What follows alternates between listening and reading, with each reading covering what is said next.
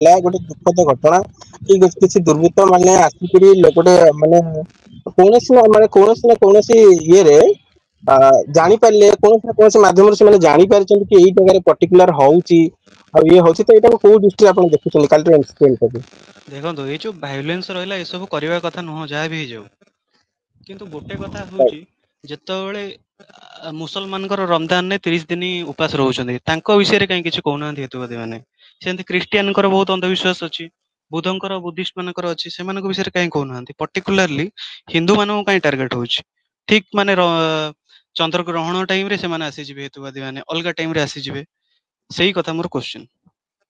Okay, ମାନେ ଆପଣଙ୍କ କହିବା କଥା କି ମାନେ ଚନ୍ଦ୍ର ଗ୍ରହଣରେ ହଁ ସେମାନେ କାହିଁକି ଚିକେନ କରୁଥିଲେ କି ସେମାନେ କାହିଁକି ଅଫିସ ରେ ଖାଉଥିଲେ? ଚନ୍ଦ୍ର ଗ୍ରହଣ ତ କେହି କୋଉଠି କରୁନାହାନ୍ତି କି କେହି କୋଉଠି ଖାଉନାହାନ୍ତି, ସେମାନେ ନାଇଁ କାହିଁ ନାଇଁ କରିକି ଖାଉଥିଲେ ଏଇଟା? ନାଇଁ ସାର୍ ମୋ କହିବା କଥା ଯେ ରମଜାନରେ କାହିଁକି କହୁନାହାନ୍ତି ଏଇ କଥା ଯେ ଯୋଉ ରହିଲା ସକାଳୁ ସନ୍ଧ୍ୟା ବେଳେ ଯାଏ କାହିଁ ଆପଣ ମାନେ ଉପାସ ରହୁଛନ୍ତି ଏସବୁ ଭୁଲ କଥା। ସେମିତି ଖ୍ରୀଷ୍ଟିଆନ ମାନଙ୍କର ଯୋଉ ସବୁ ପର୍ବ ହୁଏ ସେ ସବୁ ବିଷୟରେ ନିଶ୍ଚିତ କାହିଁ କହୁନାହାନ୍ତି, ଏସବୁ ଦେଖନ୍ତୁ, ଅନ୍ଧବିଶ୍ୱାସ କଥା। ଆଜ୍ଞା ସେକୁଲାର ଇଣ୍ଡିଆ ଶୁଣନ୍ତୁ ସବୁ ଧାର୍ମିକ ଲୋକ ହେଲେ ଯୋଉ ଓଡିଆରେ କହନ୍ତି ଗୋଟିଏ ନାଉର ମଞ୍ଜି, ହଁ ବୁଝିପାରିଲେ? ସବୁ ଗୋଟିଏ ନାଉର ମଞ୍ଜି, ଆଜ୍ଞା କେହି କାହାଠୁ କେବଳ ଅଲଗା ଆପଣ ନୁହନ୍ତି, ନାଇଁ ନାଇଁ ସବୁ ଗୋଟିଏ ନାଉର ସାର୍ ମଞ୍ଜି, ପ୍ଲିଜ ମୁଁ କାହାକୁ ସମାନ ଦେଖନ୍ତୁ ଦେଖୁଛି। ଦେଖନ୍ତୁ ସାର୍ ମୋ ଦେଖନ୍ତୁ ମୋ କଥା କହୁଛି ହଉଛି ଯେ ବିଜନେସ ଦେଖନ୍ତୁ ହେତୁବାଦୀ ମାନେ ଯାହା ଯେ ସବୁ କରୁଛନ୍ତି ଯଦି ଆପଣ ସେଇଟା ସବୁ ଧର୍ମ ପାଇଁ ଆପ୍ଲାଏ କରିବେ, ହେତୁବାଦୀ ମାନେ ଯାହା କରୁଛନ୍ତି ଯଦି ସିଏ ସବୁ ଧର୍ମକୁ ଆପ୍ଲାଏ କରିବେ ଦେନ୍ ଠିକ ଅଛି। କେବଳ ପର୍ଟିକୁଲାରଲି ଗୋଟେ ଧର୍ମକୁ ଯଦି ଟାର୍ଗେଟ କରିବେ ସେଇଟା ତ ପ୍ରୋବ୍ଲେମ ନା, ମୁଁ ସେଇ କଥା କହୁଛି। ଶୁଣନ୍ତୁ ମୁଁ ହଁ ନାଇଁ କୁହନ୍ତୁ। ଆପଣ ଟିକେ ଇଏ ଭିଜନ କମ ରହୁଛି କଥା ମୁଁ ଆପଣ ଟିକେ ବୁଝିବାକୁ ଚାହିଁଲେ ବୁଝିପାରିବି। ଆମ ହଁ ଦେଶ ମୁଁ ତ ହଉଛି ଗୋଟେ ବୁଝିପାରୁଛି। କହିବାକୁ ଗଲେ କହିବାକୁ ଗଲେ ଗୋଟେ ହିନ୍ଦୁ ପ୍ରଧାନ ଦେଶ। ସେମିତି ଆମେରିକା ଦେଖି ଇଂଲଣ୍ଡ ଦେଖିକି ଅନେକ ୟୁରୋପିଆନ କଣ୍ଟ୍ରି ଗୁଡା ଦେଖିଲେ ସମସ୍ତେ ଖ୍ରୀଷ୍ଟିଆନ ପ୍ରଧାନ ଦେଶ। ସେଠି ଯୋଉ ହେତୁବାଦୀ ମାନେ ଅଛନ୍ତି ସେମାନେ ଟାର୍ଗେଟ କରୁଛନ୍ତି କାହାକୁ? ଖ୍ରୀଷ୍ଟିଆନକୁ ଟାର୍ଗେଟ କରିବେ। ଓବିୟସଲି କରୁଛନ୍ତି, କାରଣ ତାଙ୍କ ପାଖରେ ଖ୍ରୀଷ୍ଟିଆନିଟି ଅଛି, ଖ୍ରୀଷ୍ଟିଆନିର ଯୋଉ କୁସଂସ୍କାର ଅପସଂସ୍କୃତି ଦେଖୁଛନ୍ତି କହୁଛନ୍ତି।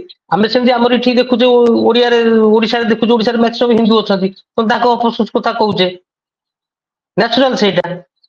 ଆପଣ କଣ କହିବା କଥା ନା ହିନ୍ଦୁ ଧର୍ମ ମୋ ଧର୍ମ କଥା କିଛି କୁହନି, ଖାଲି ଅନ୍ୟ ଧର୍ମର ଖରାପ ଜିନିଷଟା ଦେଖ। ତା ମାନେ ଏଠି ଯେ ମାଇଣ୍ଡ ସେଟ ସବୁ ଧାର୍ମିକ ଲୋକଙ୍କର ଯେ ମୋ ଧର୍ମଟା ରାସନାଲ, ମୋ ଧର୍ମଟା ଯୁକ୍ତିସଙ୍ଗତ, ସବୁ କିଛି ଠିକ, ଅନ୍ୟ ଧର୍ମ ଖରାପ। ମାନେ ମୋ ଧର୍ମକୁ ଦେଖିଲା ବେଳକୁ ମୁଁ ଅନ୍ଧବିଶ୍ୱାସୀ ଡଗମାରେ ରହିବି, ଅନ୍ୟ ଧର୍ମକୁ ଦେଖିଲା ବେଳକୁ ମୁଁ ଯୁକ୍ତି ଅନୁସାରେ ଦେଖିବି।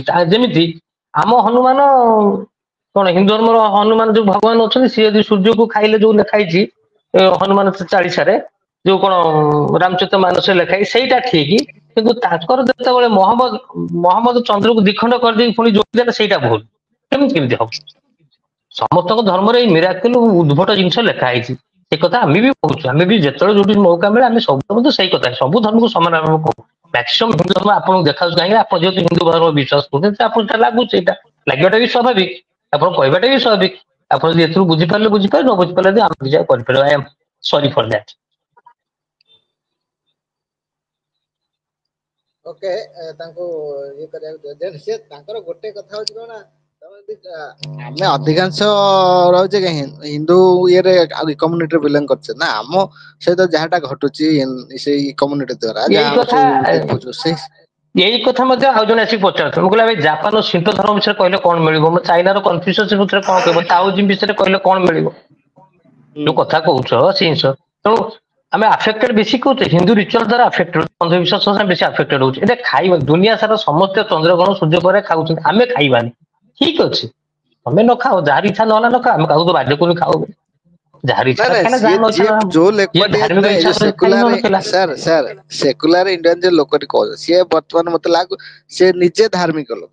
ହଁ, ସେ ନିଜେ ଧାର୍ମିକ ଲୋକ ହେଇଥିବା ତୋ ନିଜ ଧର୍ମ ବିଷୟରେ ଯୋଉଟା ଅଛି ଅଳିଆ କଚରା, ଆଗେ ସେଟାକୁ ତ ସଫା କର, ତାପରେ ଅଲଗା ଧର୍ମକୁ ଯିବ।